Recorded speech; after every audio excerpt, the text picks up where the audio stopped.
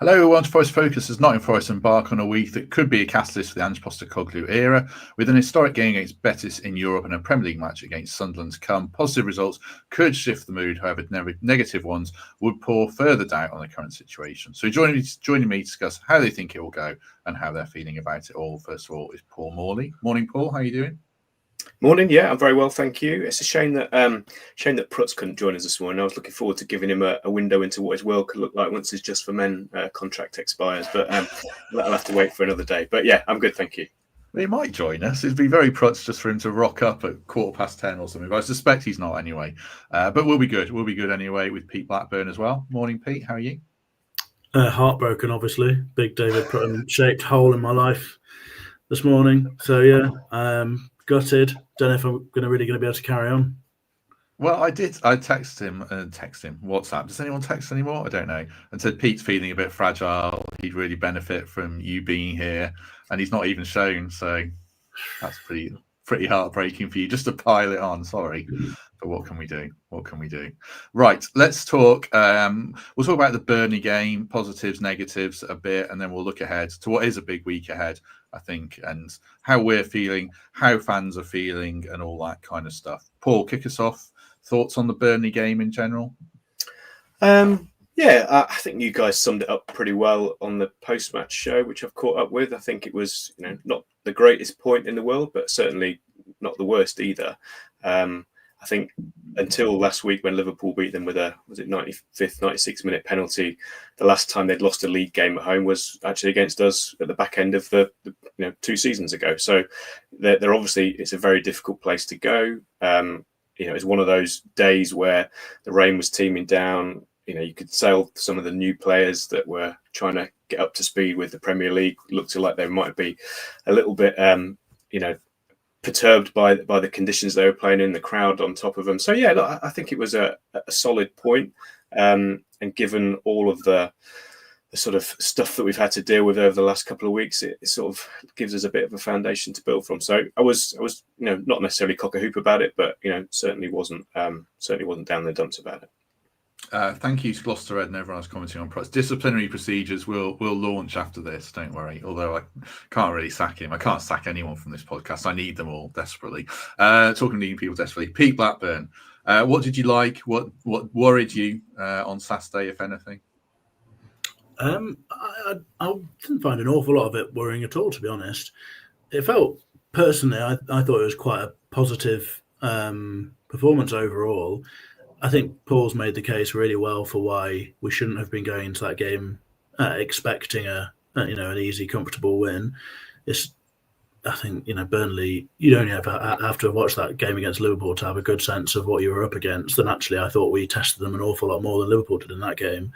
They just got very lucky in the end with a pretty ridiculous handball, a sort of moment of madness from one of the Burnley players. So personally, I felt that there were probably 45 odd good, really, really good minutes for Forest in that game. In the first 20 or so, and then the last 20 or so.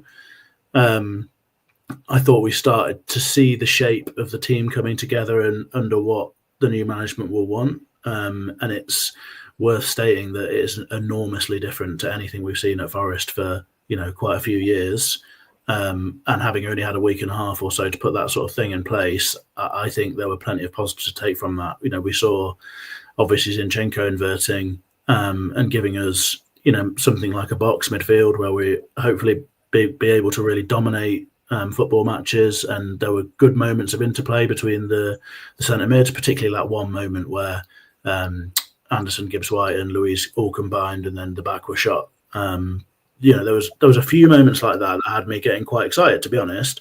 And there were a few moments at the other end where there's nobody in either fullback space, and you are obviously feeling a little bit anxious. I think that's how it's going to be. And what will happen is, hopefully, the better we get at doing the other side of the game, the less those moments there will be, because we're looking to dominate the ball, and that's the sort of attempt of control that you're going to get from this Forest team. But I really do think it's worth emphasising. It's been a week and a half. They've had very little time to put anything in place, and I thought you started to see some of the real positives in attack. And actually, there were 4 or 5 chances that had they gone slightly differently, I think it would have been a win for us, and it would have looked like a really nice win in a difficult away game. If Wood takes that moment, or Dubravka isn't quite as brilliant as he was on what I enjoyed Damscape, which was a woke football pitch yesterday. So yeah, look, personally, I think there was loads of positives from it, and you just have to take a step back and see where we are. It's so early in a period of enormous change. Change off the field, change on the field, a huge change in the dressing room. And I think we started to see some positives. And I'm surprised that people aren't more buoyed by that personally. Yes, we'll get into the take a step back sort of notion and how people are feeling, certainly in the next few minutes or so.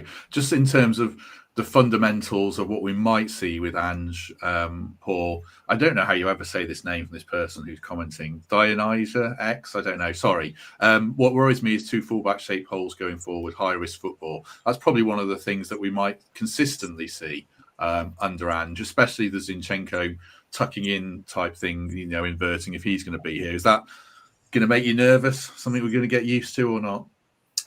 Yeah, I think one phrase to describe the first half, and I think I can't remember if I sent it to you guys or not, but edge of the seat was the kind of, and sometimes in a really good way and sometimes in a not so good way. And I think when it was, as Pete said, when we're being sort of countered, and both fullbacks are either extremely narrow or which Nico seemed to be, or Zinchenko's still sort of occupying a midfield position. And it's just something that we're obviously not used to, and as Mark said on the post-match show, we're going to have to get used to. So, look, I think the way that we played against Burnley, we talk about Zinchenko inverting and adding an extra man to midfield.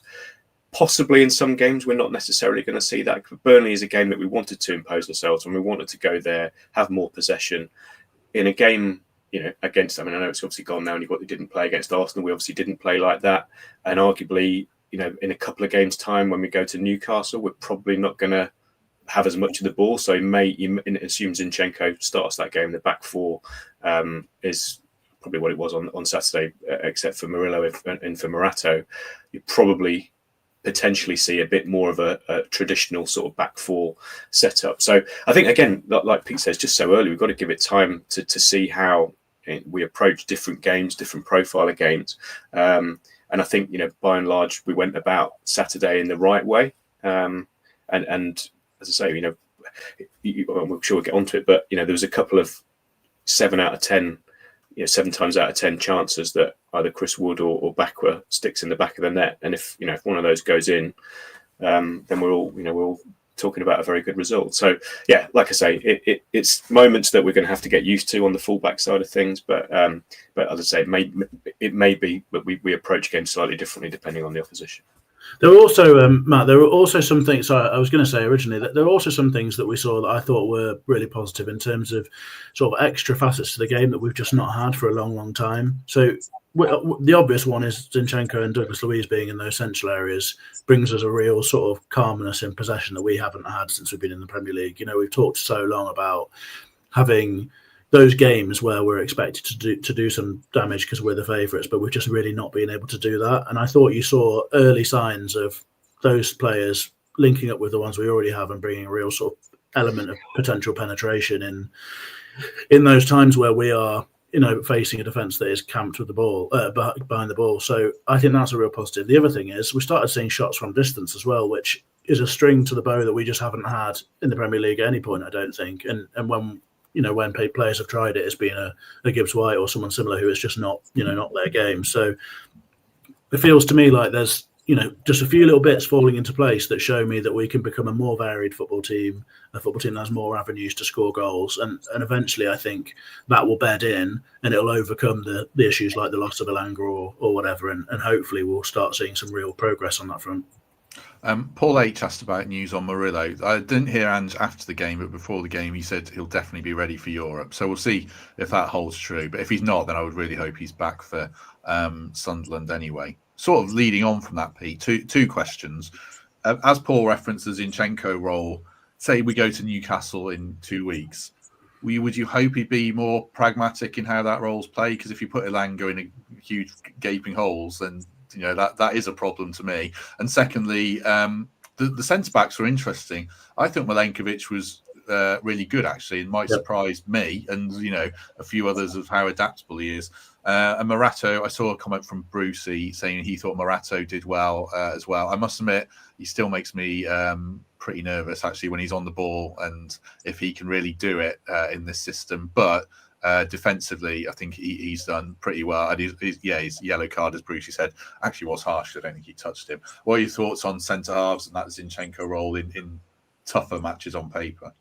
Yeah, I'll try and answer those questions quickly. Firstly, I thought Morato was good. I thought it was probably one of his best performances for us, which is nice to see, because clearly we're going to need him in moments because we've got a lot of games and all that sort of stuff. And I've not been a big fan, but I thought he looked much more impressive, and actually he didn't really justify the sort of anxious feelings that we get sometimes when you watch him with the ball and such like. I thought he was largely pretty solid. On the Murillo is going to be interesting, isn't it? Because I think what will probably happen is he'll come back into the team and we'll be absolutely reliant on him. I think he's going to end up doing quite a lot of sweeping up in that left back area with Zinchenko not there, and chasing down players and outpacing them and last ditch tackles and all that sort of stuff. So I think he'll probably be looking forward to it, and he's going to become a real sort of star of the show in lots of moments. I think on Milenkovic, personally, I always felt that there was a bit too much hype around the whole, like, can he do it in an Ange system sort of thing. I think he's quicker than people give him credit for. I think he's more intelligent than people give him credit for, and also a bit better on the ball as well. I think he's a pretty all-round player, to be honest. I think he probably just suffers from having Murillo next to him, who is, the most ridiculous swashbuckling centre-half that you're likely to see really ever. I think he can cope. Some teams will look to exploit him, and some teams with, elite pace like an Anger or whatever may be able to. But that's, sort of the way of it. On the Ange and the left back, the fullback sort of situation, if I was in charge of the team, I would be going to Newcastle with a slightly different game plan and having Zinchenko play in a more conventional fullback manner. I don't know if we can necessarily expect that of Ange, though. It'll be interesting to see. But he's clearly, he has a way that he believes that football can be played. And I think while he's looking to bed it all in, he probably will double down on it and do the same again. And we'll have to hope that Murillo's fit and that his hamstrings and everything else can cope with the amount of running he's going to have to do into that area, because I suspect that we'll be playing a pretty similar way to how we did against Burnley. Could just chip in on Morato very quickly. I make this point about him, and as a general rule of thumb for any footballer, it's no coincidence that his best game, conceptually his best game in a Forest shirt comes after him starting 3 games in the space of a week or so. It's minutes in his legs, and that's what I think we need to kind of just bear in mind with a lot of these players that are coming on playing 20 minutes here, 30 minutes there. It takes time to get into your rhythm and get up to speed. And, Morato's now had 3 starts in a row, and potentially Saturday was the sort of, the fruits of that. So I think we just need to bear that in mind with everybody. As I say, it's not just a point about Morato, it's more of a general thing. But, there's going to be lots of players. Hutchinson, obviously, is one that springs to mind, who likely, obviously, is not going to play in the week against Betis. And he didn't get on at the weekend. And let's say he gets 20 minutes against Sunderland next week, or 30 minutes, we shouldn't necessarily be expecting to come on and suddenly, transform our fortune. So just a point to bear in mind. Such a good point, that, Paul. And I suspect it might apply to James McAtee more than anyone, actually. I think he's exactly the sort of player who, to really have an impact, is going to need to develop proper links with the players around him and a real sense of everyone's movement, because you can tell that he's got the vision to put people in a better position than they were in before with the ball and all that sort of stuff. But he's probably someone who's going to need time. So, yeah, I think it's a great point. It's worth us all bearing that in mind when we're talking about the players' performances. Well, it might apply to everyone, really, but the wingers spring to mind as well. We look at, Bakwa, we're all raving about him, quite rightly, I think, goes to Burnley and has a pretty quiet hour. But I think that's going to happen, isn't it? I mean, Dan Ndoye's more experienced, and he's, to some, struggling's not really the right word, but it's taking him time to, I think, get to what the Premier League is. So they need, I don't know, how many games, Paul, before we can judge players? We'll get on to managers, but how many games we can judge a player? I think it's really difficult, isn't it? I mean, obviously some players are going to be quicker to adapt and quicker to make an impact than others, but it's an impossible question to answer. But all I would say is those that do take a bit longer, let's just give them the time that they need. I think again that's the point I would stress, is that it's pointless jumping on anyone's back and saying that they're discarding them, saying that they're not good enough, because it will take time. I mean, Ndoye is one that's definitely kind of dividing opinion. He's shown obviously in really good moments, flashes that we saw in the first couple of games, the goal and the assist, and then last couple of games looks like he needs sort of bulking up a little bit, needs a bit of strength to be able to compete physically, and that is going to take a bit of time. I'm sure again that the backroom staff will be aware of that, and he'll have a strength and conditioning program to work through, but again it may just take a bit of time to get there. So I sort of dodged your question there, because I don't really have a definitive answer. I think it kind of depends from player to player, to be honest. I think so, and player age and everything like that. Coming from a different country, there's so much that goes into it. As you say, some players hit the ground faster than others. Like Milenkovic, more experience, 50 odd international caps. Yes, he came from Serie A, but it took a bit longer. So Ndoye you could put in that bracket as well. So it's you can't judge any player. You can't just lump them all together and make sweeping judgments on anyone, I think, which is partly what we all do on this podcast. I don't know, but we'll try not to, certainly. Right, just before we talk about a couple of other bits, word for the Trent navigation, word for the Betis game. As mentioned previously, it's happy hour from 6 p.m. till 8 p.m. And if you get there around 6 p.m, you'll have a chance of a free Madri. They've teamed up with Madri to give away about 500 pints, I think. And you can get your dinner there, obviously, before settling in to watch our first European game in 30 years. So one to look forward to, and one we'll preview in detail tomorrow or in an hour if you're Pete or Paul, because they're helping me out by doing podcasts back to back. Right. Just looking quickly at the forwards as well, Pete, without trying to walk too much into the territory of the match preview. How are you seeing the dynamics of the three strikers that we have on the books? Wood got some mixed feedback, certainly on Saturday. I thought he did pretty well, actually. But how do you see the pecking order, if there is one at all at this stage? I'm surprised to hear that people are giving Wood a bit of stick, to be honest. Forgive the pun, sorry, I didn't intend that. I don't really understand where that's coming from. I thought he had a perfectly fine game. He's being asked to play quite a different role, I think, now, isn't he? He's leading the line in a totally different way, in a much more sort of aggressive way, I guess, in that his primary job for us often out of possession previously was a very deep role. He was the sort of the head of that 4-4-2 block that we had in place, or 4-2-4 sometimes, that cut down the opposition's opportunities and chances to move the ball around, and we were so compact, and that's quite a big job that he had for us. And then clearly it was can you make the most of a single or one or two moments in a game at the other end. And now he's leading the line much further up the pitch. He's more aggressive. He's going to be asked to do more pressing rather than more cutting off passing lanes and all that sort of stuff. So I think it goes back to Paul's point, really, and I guess we could probably say this to every question that you're going to ask us. It's just very early to be having reactions to players of any significance, I think, really. I don't think that it was a bad performance at all. I thought he played quite well. It's a shame that he didn't take the chance. I think maybe that was the one that really I sort of would have hoped that we might have been able to take. You sort of you think that Chris Wood in those moments might just find the bottom corner and slip it in. But having said that, it's not a gilt-edged chance. It's not one that you're going to be scoring every time. So, last season in his hottest streak, perhaps you would expect that, but that's probably a bit unreasonable, really. So yeah, that was a shame. But I thought he played okay. I think that overall, I'd have thought that the feeling about the strikers should be immense positivity, really. I mean, Igor Jesus hasn't. I really didn't have any great expectations of him, to be honest, because I just didn't know really what we were going to get and how he'd transition to the change of environment and football culture and all that sort of stuff. But I think every time he's played for us, friendlies or in the league or in the cup, he's offered something, and it looks to me like he's got an awful lot to his game. He's someone who can link the play really nicely.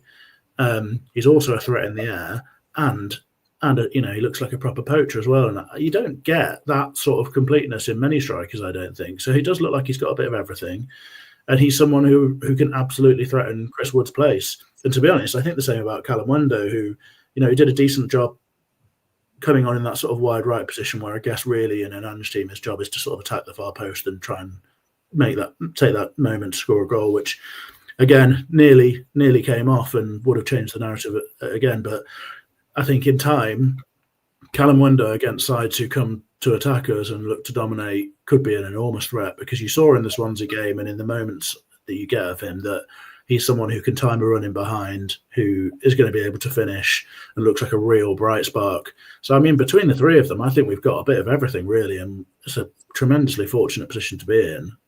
It's hard as well, because I don't really know what you do with them. And I guess it's going to be a case of horses for courses. I did wonder during the Burnley game whether there was a case for Gibbs-White dropping deeper when we made all the changes, and then Jesus going 10 and Callum Winder 9. But, I'm sure there are reasons why that wasn't done. But yeah, look, I think we're in a great place with the strikers. Pecking order, I've got no idea. I think you're going to have to look at what teams we're playing against. Betis, for example, might be a different game because they're going to want to have the ball, and we might look to get in behind, and maybe it's a game for Callum Winder or someone else. But I think it's going to be fascinating to see, and it looks like we've got the tools to undo teams at that end of the pitch, which is a far cry from where we were when Taiwo was injured and Chris Wood was all we had, and we were terrified about him getting injured and all that sort of stuff. So it feels like a pretty good place to me. I think so.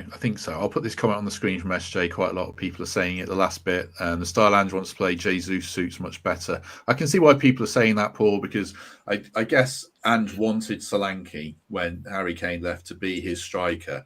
And that, Jesus does kind of, to me, play that role. He's mobile, he can drop in, he can do a bit of everything. I suppose the question is, can Chris Wood and Callum Moendo, but do you think long-term Jesus might be the one who puts his hand up, or are we just cloudy because he scored 2 goals against Swansea? Yeah, he could be. I mean, I guess what we've got, as Pete alluded to, is a lot of competition, and in any team, in any position where you've got 2-3 players of quality that all want to start, then that's hopefully going to drive up standards, and it's going to not necessarily force, but it's going to encourage Chris Wood to be as adaptable as he can to hold on to his shirt. He'll know that he's not going to be playing in a team that plays the same way as he did last season. He's experienced enough to know that. So, but he's also hopefully experienced enough to be able to adapt if his body lets him. And I guess that's the one key question, isn't it? Is at the age of 33, going on 34, is his body going to let him be as adaptable, perhaps as Ange might want him to be? And I guess again, it's just going to be a case of we're going to have to wait and see. But with the number of games that we've got coming up, I think Ange was quite big on rotation. He had to be last season because the number of games that Spurs had. And I think we'll see the same. I think we'll see a different man up top in the next few weeks. In the next 3-4 weeks, expect them probably all to get a start at some point. I see the chat's latched on to puns today around Jesus and Wood, more than normal, but it's carry on. We don't mind that. That's all good. That's all good. They're very distracting, and I can see Pete covering his mouth. Very funny. Yeah. Pete, get your serious head on, because I'll ask you a question. Just a quick one on Gibbs-White. Again, he got some stick. I thought he played quite well. Not brilliantly, but played okay. On his role, I've always been quite advocative of him dropping deeper and thinking he could do that. Actually, I do wonder, would you worry about him defensively playing deeper when teams are running at us, as seems to be the case under our style now? Would that create a bit of a red flag for you? And actually, he probably is a more advanced number 10 who played very close to Wood on Saturday than playing that deeper role that we've often discussed on here. Yeah, I'm not a massive advocate of him playing the deeper role generally, I don't think. I think he can have more of an impact on the game in higher positions on the pitch. You do get some benefits, don't you? Like you find when he's got the game ahead of him, he's often able to pick a good pass and such like, and I think he finds that harder further up the pitch, where I guess it has to be very precise and incisive. But I think you lose a fair bit, and also whilst his sort of work rate and ethic and all that sort of stuff are brilliant, the drive, I'm not sure he's the most switched on defensively, and I would worry a bit about men running past him. He also makes, certainly while he's out of form, he makes some quite poor decisions with we always say the tricks and flicks, but often it's a first-time pass or, in a tight situation, he's making quite a high-risk decision. And I think the deeper in the pitch that you get, the more worrying that's going to be.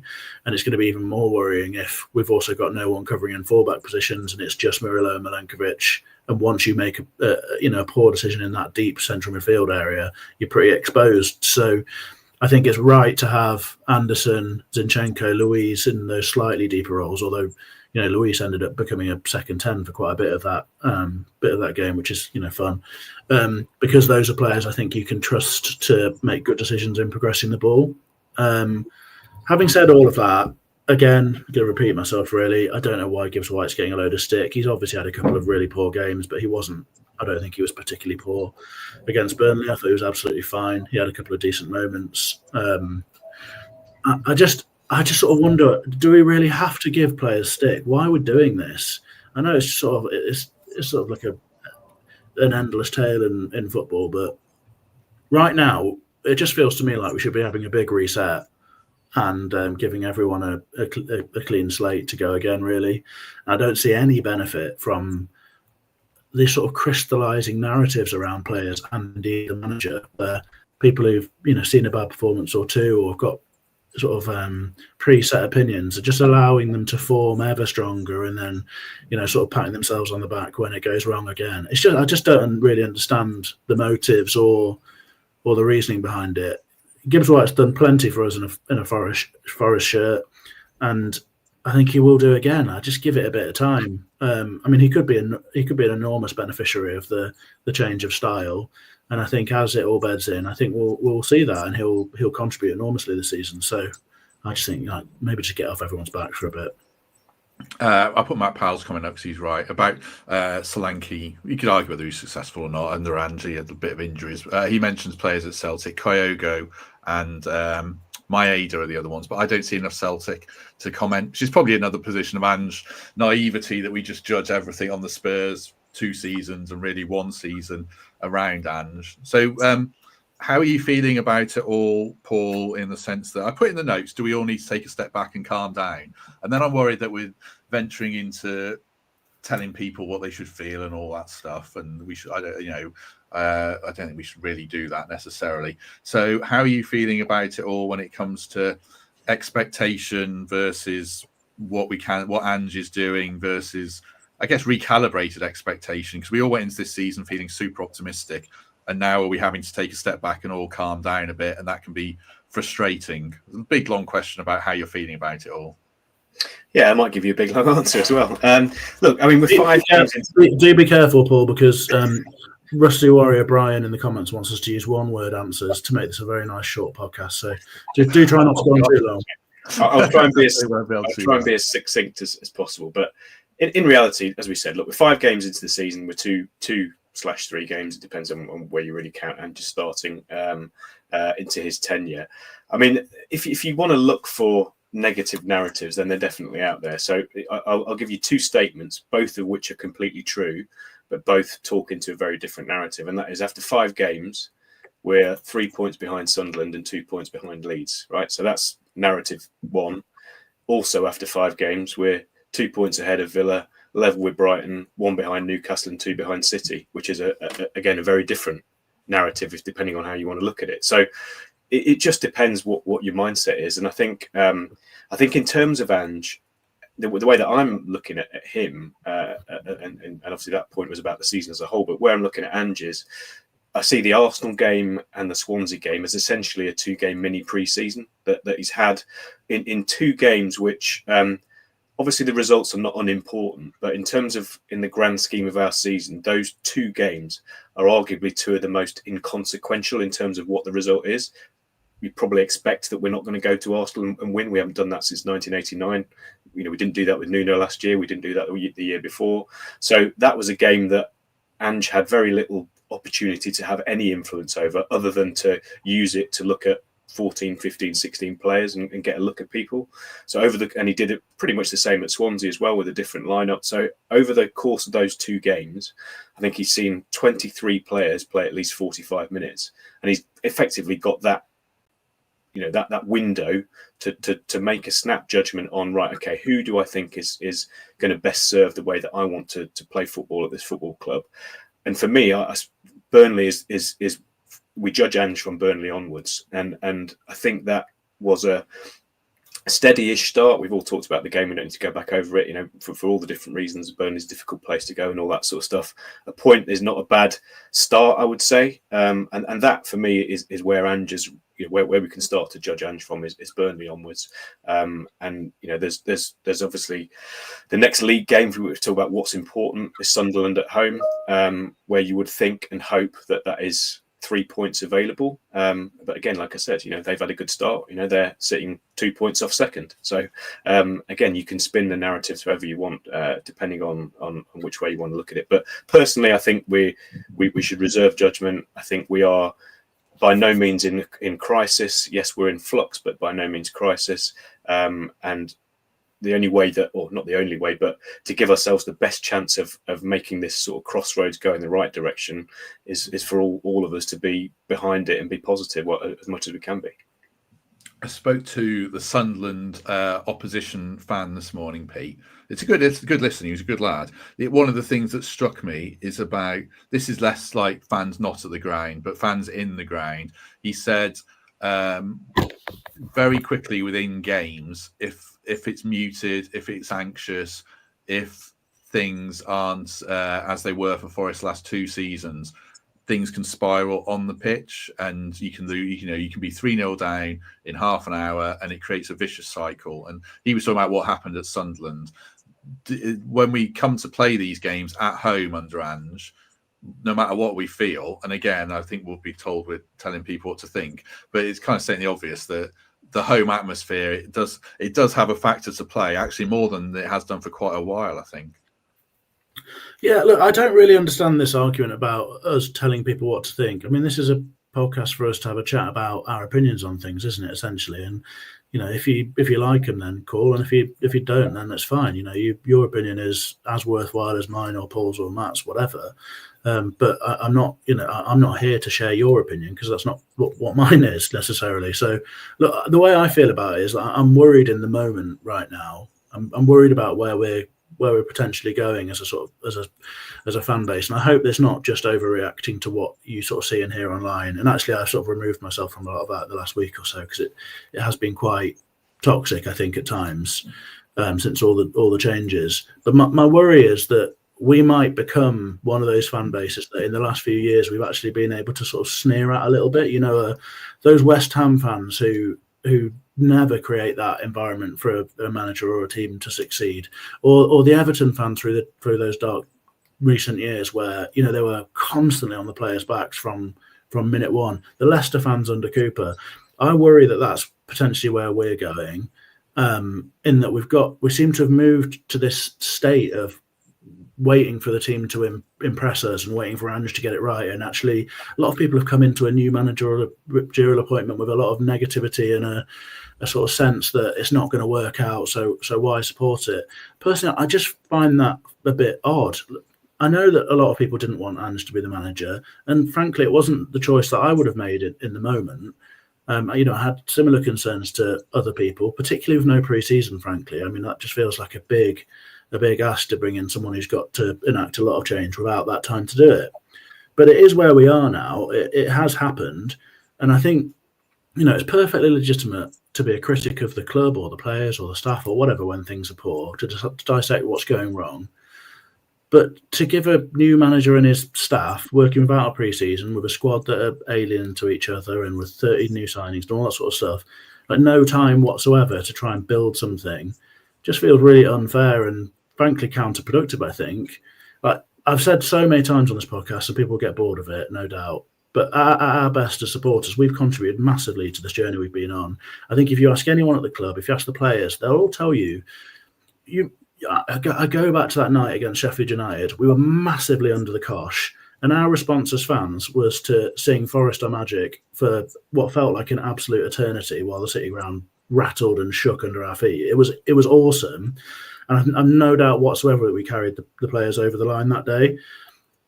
And I think we've seen it so many times since, particularly in the first season under Cooper.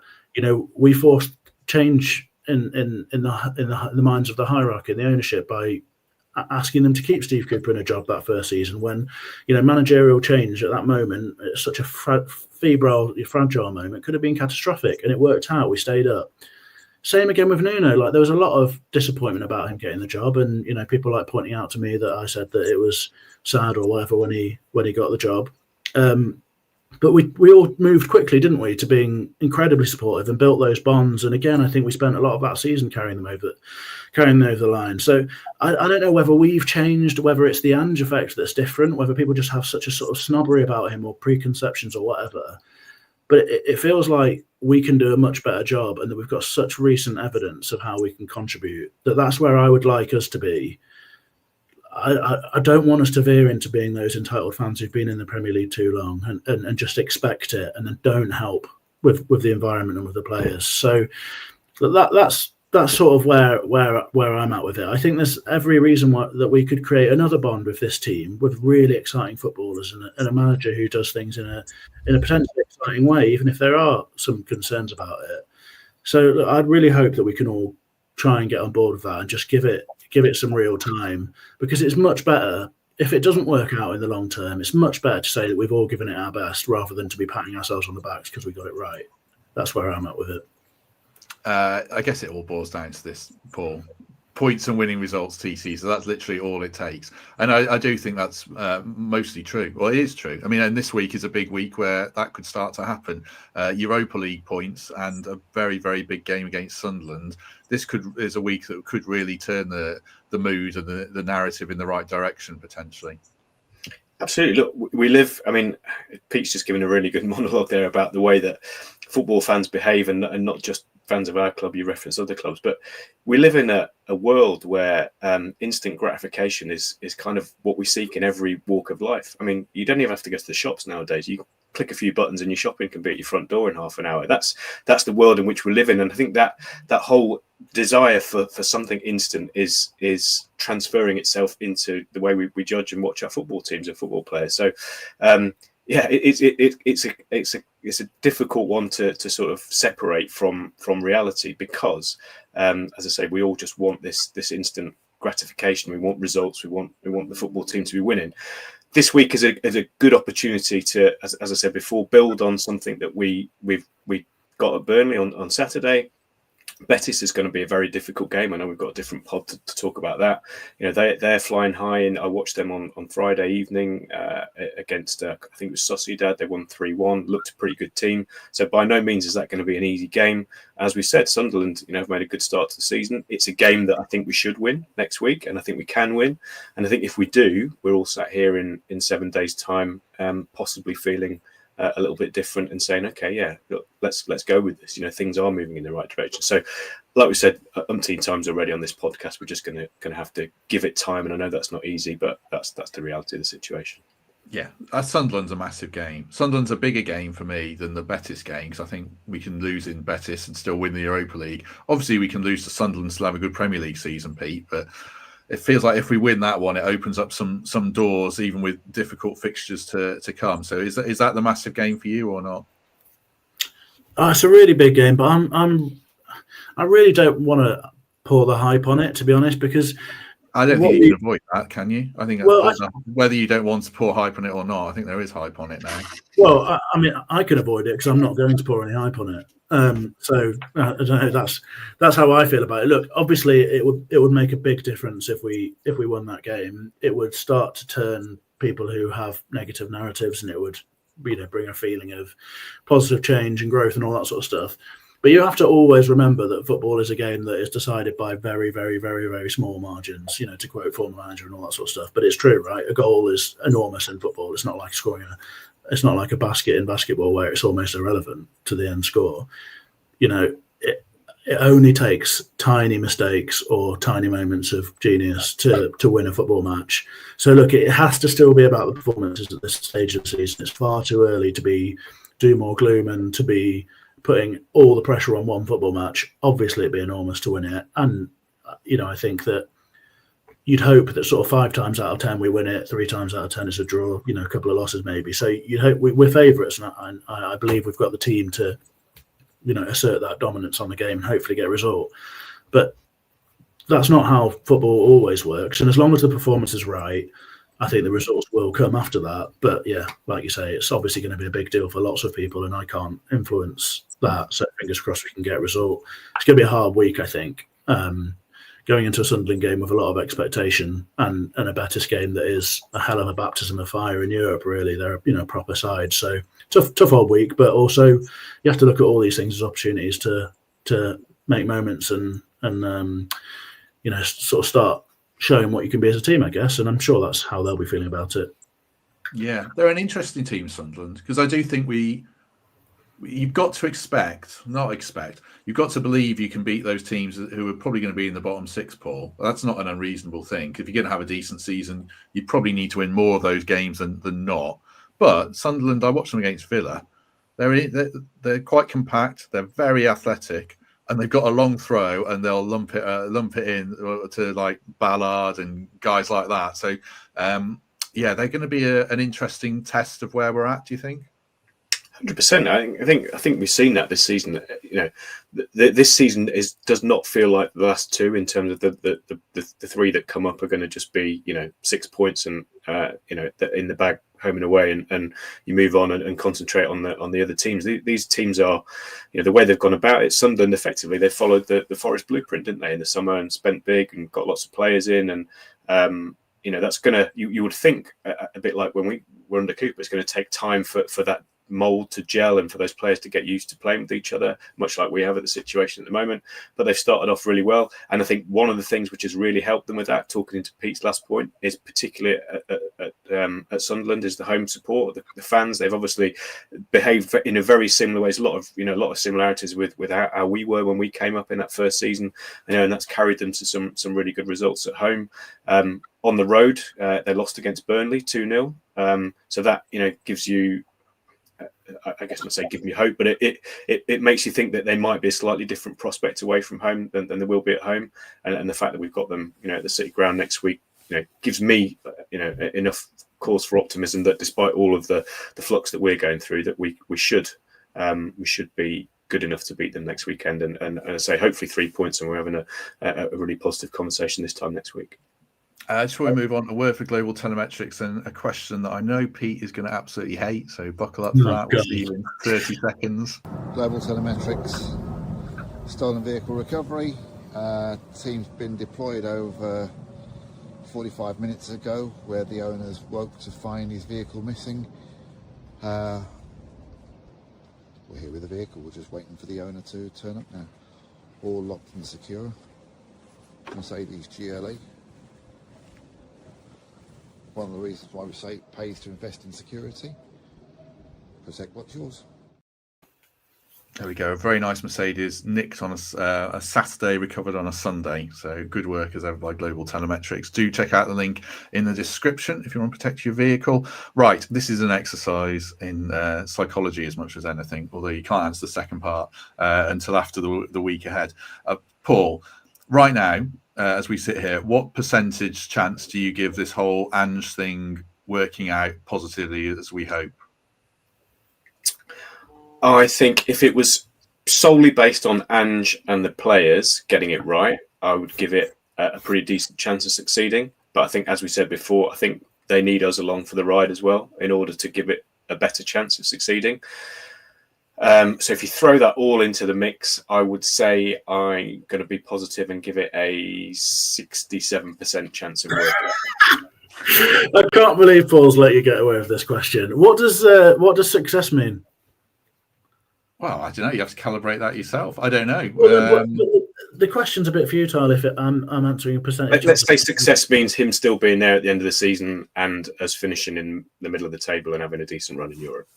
Okay. Yeah, top 12 in the Premier League and at least quarterfinals in Europe. And I don't even know if that's enough for a team to keep his job or not, but I would qualify that as a success. So what percentage would you put on that happening? I think there's a really good chance of that. I mean, definitely, that's sort of Paul Morley ballpark, I'd say, 65%, something like that. I don't think that's those are insane expectations. But I just think this is the crucial bit now. This is the bit where you lay the foundations for having those sorts of performances. And if we make it, too difficult to do that, then we may never get there. But no, I think there's certainly a more than 50% chance that could happen. Yeah. Yeah, based on nothing whatsoever. I mean, it's obviously totally irrelevant and ridiculous and arbitrary, but yeah, I'll say 65. Well, maybe it is, but there'll be a second question. Maybe I set the bar too low there. Maybe I should have said semi-finals and top 10, and then it's more like I'd lower the percentage. But it's getting slimmer. The numbers are getting smaller. Yeah, but the reason I ask is, if say we get 2 wins this week, then does that number go up, Paul? And is that human nature? And if we lose 2 games this week, does that number go down, as it will do for a lot of fans? Yeah, I think that's just it will absolutely. If we win both these games next week, everyone's cock a hoop, and Ange is the new messiah, and that's such as the reactionary way of football fans. If we lose both games, it's going to be a very, very difficult place for him, for us all to still, certainly for people like me, perhaps, and Pete, who maybe want to look at things through slightly rose-tinted glasses. Then it's going to be difficult to keep doing that if we keep losing football matches, or as long as we don't win football matches. So it is a big week, isn't it? There's no denying that. And it's a big week for the sentiment, for the feeling around the club. I'm sure that he will, and the players will try to shield the players from that as much as possible. And that's arguably one of his biggest challenges, I think, at the moment is he will try and deflect a lot of whatever noise is going on, and like I think he did after the Swansea game, he's pointing to himself as he walked over to the fans, saying, "This is on me, don't get on the players." So, he's got pretty thick skin, I think, and hopefully, he doesn't need to take too much flack for the team in the next couple of weeks, and the results start to come. But I think, we're just going to have to wait and see, as we've said several times already. Just before we wrap things up, then 450 people with us, which is great. Do us a favour and hit like if you haven't already. That'd be really good. I'll put these 2 comments up from Jack and Derek, because we see this a lot about 16th win a trophy, we'd all take that, and then Derek saying he wouldn't take it, 17th and win a trophy.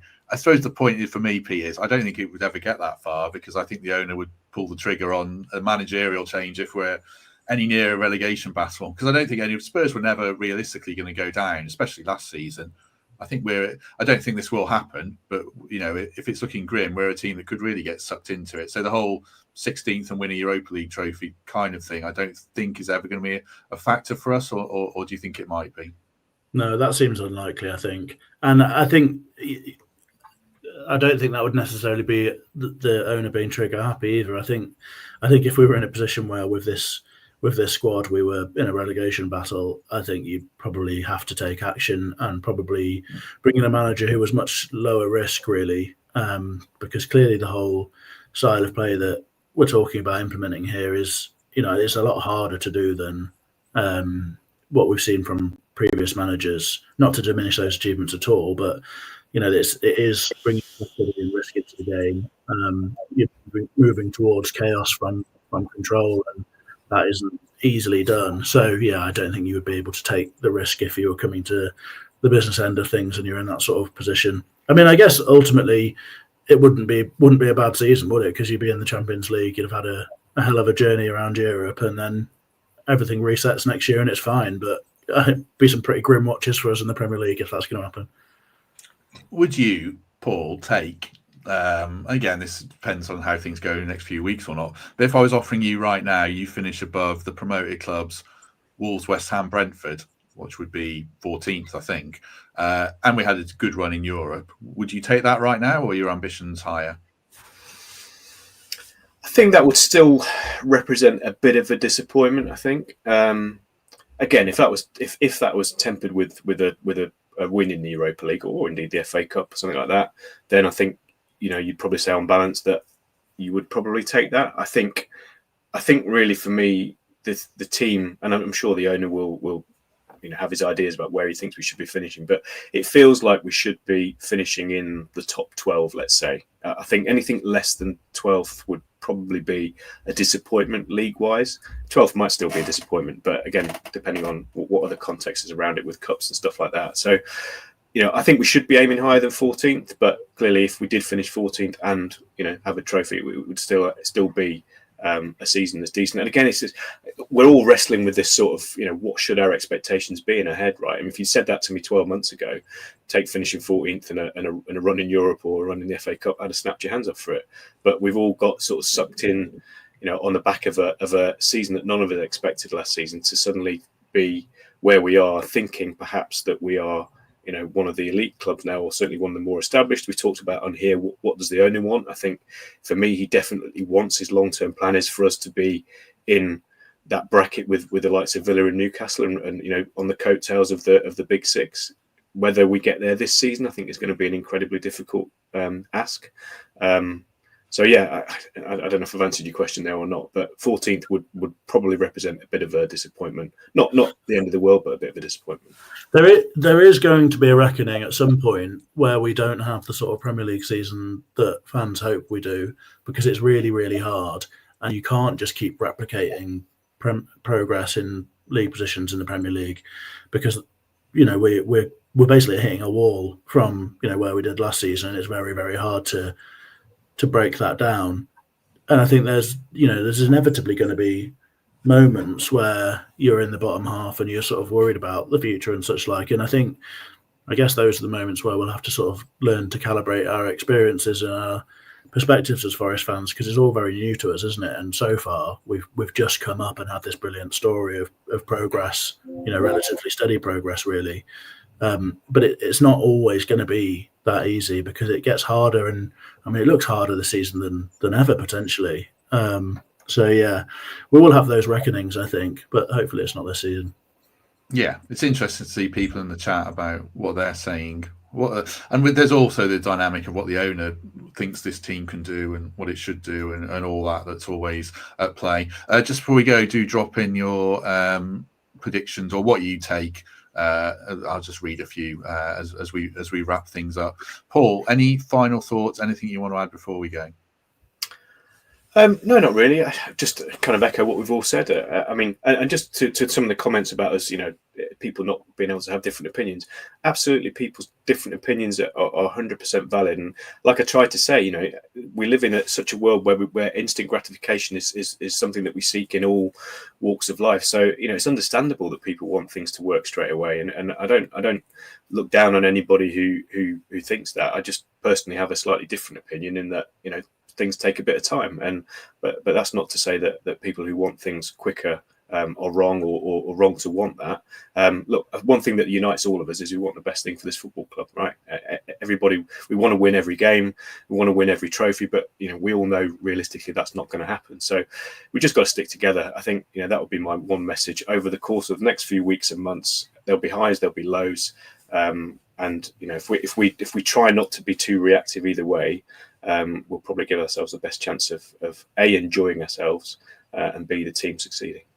Yeah, I think it's tricky as well to have all this optimism, and now we're having to try and not temper our optimism, but try and be patient at a time when you really want the club to really kick on, and they might well do that. Well, I suppose we look at these fixtures, and it goes back to how you look at fixtures and think, oh, Sunderland, Burnley, West Ham, 9 points, 7 points, something like that from there. And if it doesn't happen, then you think, oh, everything's terrible, and maybe we beat Betis and beat Sunderland and get a point at Newcastle and everything looks great. I think it's just very difficult for fans to be patient, and I guess we're all like that, and we just have to see how it shakes out. And then people who are worried about it might feel they were right. People who aren't worried about it might feel they're right, but none of us know, certainly, and I suppose that's the thrill of being a fan in a way. I'll put some more of these on screen. Pete, anything you want to add?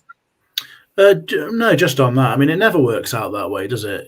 We never get the results that you expect necessarily against the teams that you've pigeonholed as the ones that you think you should be getting the 3 points against. And I don't think it has since we've been in the league, really. I recall the start of seasons with newly promoted teams coming and us, scraping draws against them. I just it never plays out that way. You've got to have a slightly longer view, and I think there are early signs that if we get this right, and I'm not saying it necessarily will happen, but I think it can be done.